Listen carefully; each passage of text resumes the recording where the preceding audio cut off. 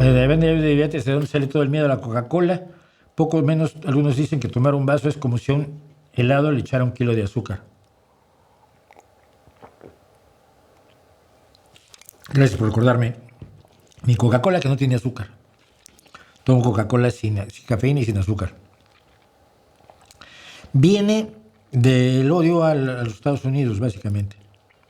O sea, la cantidad de azúcar que tiene la Coca-Cola es la cantidad de azúcar que tienen todas las bebidas similares a la Coca-Cola. La Pepsi-Cola, la Fanta,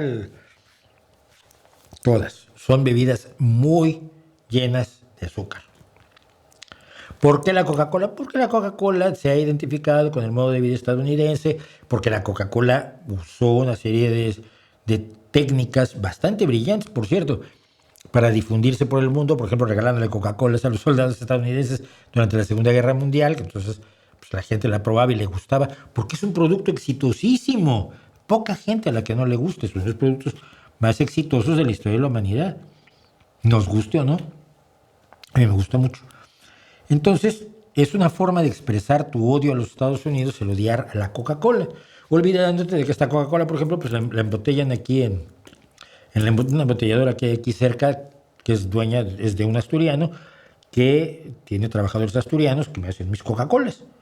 Lo que pasa es que le paga la franquicia a la Coca-Cola y el jarabe, que es lo único que vende la Coca-Cola en realidad.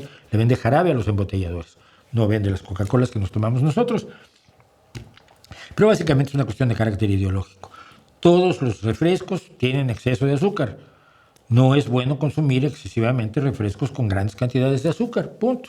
Yo, por el peso y por la tensión, la cafeína, yo no puedo tomarme 5 cafés al día, bebo Coca-Cola sin cafeína y sin azúcar. Y se inventaron una serie de mitos, tengo un vídeo que se llama No es la Coca-Cola, es la tontería, donde cuento los mitos que se armaron sobre la Coca-Cola y por qué son falsos. Son completamente falsos. Si fuera dañina para la salud, las demandas, tú sabes, la podrías demandar a la Coca-Cola y hacerte churrifluchimillonario.